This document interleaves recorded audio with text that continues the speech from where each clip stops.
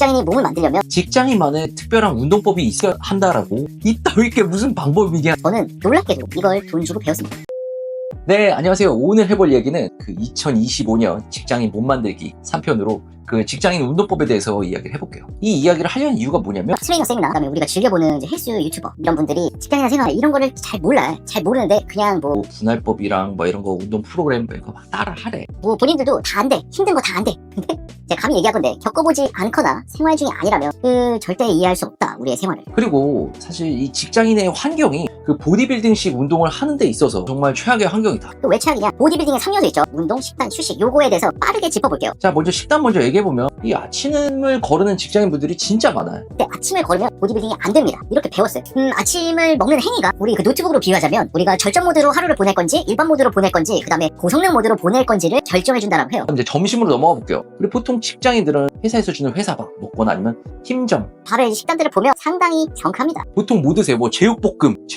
아 맛있겠다. 그 다음에 왕돈가스 이런 거 먹죠. 소화 지방과 이 정제당의 콜라보죠. 콜라보. 근데 그 와중에 내가 이제 막 운동해보려고 해가지고 저는요 식단을 해서 따로 먹겠습니다. 이 따로 먹겠습니다 하는 게 이 팀점 하는 회사에서는 사실 졸라게 눈치가 보입니다. 그래서 그냥 회사밥 먹고 팀점 가시는 분들 많아요. 그다음 또 저녁은 사실 너무 뻔한 얘기라 건너뛰어보도록 할게요. 그 다음 휴식 측면을 보자면 보디빌딩을 하려면 잠을 푹 자야 한다 그래요. 그러니까 최소 6시간에서 8시간은 자라. 근데 이게 생각보다 힘들어요. 퇴근도 하고 야근도 하고 6시에서 8시쯤 집에 옵니다. 그냥 밥을 해서 먹어. 그다음 설거지도 해. 그럼 보통 9시 정도 되죠. 9시에 이제 다 했으니까 씻고 누워. 그럼 9시 반에서 한 10시 정도 됩니다. 그러면 지금 자도 다음날 아침 6시에 일어나면 8시간 자는 거야. 근데 우리가 바로 자나? 안 자죠. 누워서 넷플릭스도 하고 유튜브도 보고 게임도 하고 하다 보면 11시에서 12시쯤 자는데 수면 시간이 짧다. 그래서 보디빌딩 하는데 굉장히 불리하다. 그 다음 운동 측면을 보면 운동을 보통 언제 하세요? 보통은 퇴근 후에 운동을 하시죠. 7시에서 8시 사이에 헬스장 갑니다.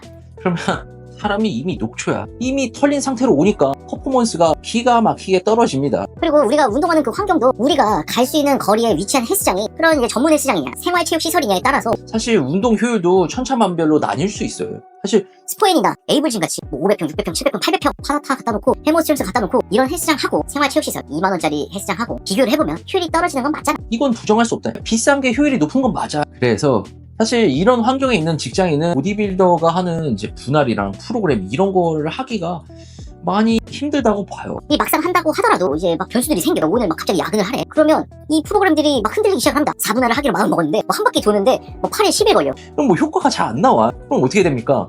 안 해, 씨야. 뭐 때려친단 말이야. 사실 분할을 내가 내 운동 시간을 제어할 수 있을 때 하루에 1시간 반 꾸준히 시간을 내고 제어할 수 있을 때는 분할을 돌리는 게 제일 베스트라고 생각을 해요. 하지만 그렇지 않은 경우에 직장인이 몸을 만들려면 직장인만의 특별한 운동법이 있어야 한다라고 생각을 합니다. 변수가 많아서 틈 날 때마다 운동을 할 수 있는 경우 이거나 헬스장 이용이 어려워. 내가 살고 있는 지역에 헬스장이 없어. 차 타고 막 30분 40분 나가야 돼. 그래서 나는 맨몸 운동을 해야겠어 라고 하는 경우, 이런 경우에는 특별한 운동법을 가져야 된다라고 생각을 합니다. 그게 뭐냐? 내가 운동에 할애할 수 있는 시간 30분이 됐든 1시간이 됐든 일단 먼저 정해야 되는 건 있고 주 며칠 할지도 일단 정해야 돼요. 하루하고 하루 쉬면은 주 3일 4일 정도 되지 않나? 아무튼 이 정도는 해야 돼. 그 방법이 뭐냐? 오늘 내가 정한 종목이 있잖아요. 가슴, 등, 하체 해가지고 맨몸이 됐든 헬스장 이용하든 정한 종목을 가져가서 한 하루에 내가 해야 될 운동을 못할 때까지 하면 됩니다. 털릴 때까지. 이게 이따위게 무슨 방법이냐? 라고 뒤로 가기를 누리려고 하실 텐데 저는 놀랍게도 이걸 돈 주고 배웠습니다. 털릴 때까지 운동을 하래. 그래야 몸이 커진대. 만약에 저도 그렇고 이 내용을 공짜로 알려주면 이게 뭐냐면 진짜 개소리가 되지만 회당 7만원짜리 PT 수업 중에 선생님이 이 소리를 하면 이게 뭐가 되냐면